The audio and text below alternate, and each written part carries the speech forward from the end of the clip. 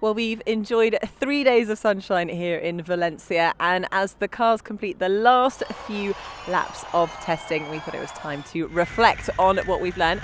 And to help me do that, I'm joined by Scott Mitchell, the Formula E reporter from Autosport. Scott, thank you for joining us. Now, we've kind of all been waiting for this moment to really, I suppose, try and read into a little bit about how Season 4 is going to go in Formula E. Who do you think out of the teams has made the biggest step up?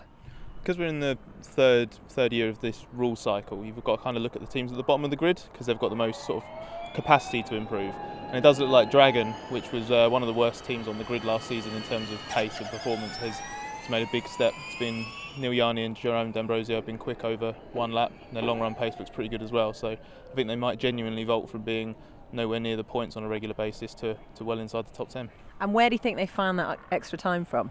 I think they just sort of had quite a lot of instability in the team. Operationally, I don't think they were particularly successful last year. They had fundamentally the same package as Mahindra, and Mahindra won a race and scored pole positions. So they should have done a better job with the package. I think they've sort of refined a few elements and actually seem like they've got their act together a little bit.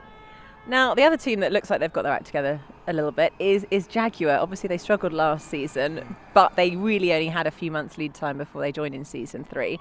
And it does look like they've gone away and they've come back a lot stronger, a lot quicker. What are your views? Well, they've had a lot of time to learn. Like they packed quite a lot in to one season. So operationally, they're a lot better. As a race team, they're much more experienced. They've got a much better sort of set of hardware to work from in the powertrain. Williams on the development side gets to flex its muscles a bit more. So again, much more of a well-rounded package. So we should be able to actually see what that package is all about this season. And also they've got two drivers, particularly obviously with Nelson Piquet Jr. with a lot of experience, whereas last year they actually had two rookie drivers in the team, which is, a real challenge when you're a new team. Yeah, Nelson gets to bring something very, very different to what they had last season. He's able to focus on sort of what they need to improve. So you can get lost quite easily in this championship, and when you've got someone who comes with all of that experience that Nelson's got, it makes it a lot easier to pick a development direction and sort of validate the decisions that you make.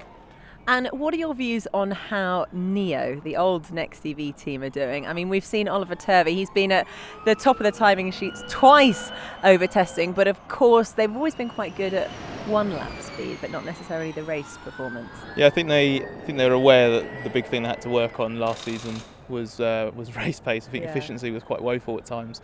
They do seem to have made a step forward. I think sometimes last season they dropped from sort of super pole positions to struggling to stay in the top 10.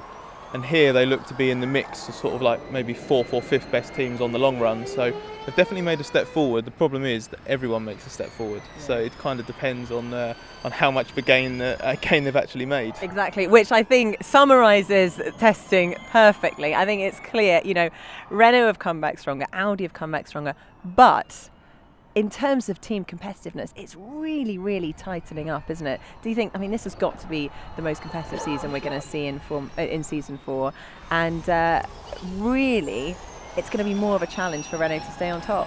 It's arguably going to be closer even than you had in Season 1, when everyone had fundamentally the same package, same spec car and powertrain, because everything's compressed. I say we're in the third year of this rule cycle, so everyone has the same chance to catch up. It's effectively what Renault did in Season 2. All the teams have now had chance to get to there. So now you kind of see all these teams with different manufacturer alliances and different packages. They sort of almost blend together almost as one, and we'll probably see a good net result of that over the course of the season. Now, to finish this off, I'm going to put you on the spot. Who's going to win the championship? My head says Buemi. I think Renault is a good team. It's had the best powertrain the last 2 seasons, and we know that Buemi's a championship winning driver. I'd love to give you a more sort of bold answer, say James Rossiter or something like that. Oh, so predictable. That's what we said last year as well, but we got it wrong. Scott, thank you so much for joining us. Thank you as well for joining us for testing. That's it from here in Valencia, and we look forward to seeing you in Hong Kong at the beginning of December. For weekly Formula E videos, click subscribe on the left-hand side. To watch the next one, click the icon in the centre, and remember to hit the like button and leave your comments down below.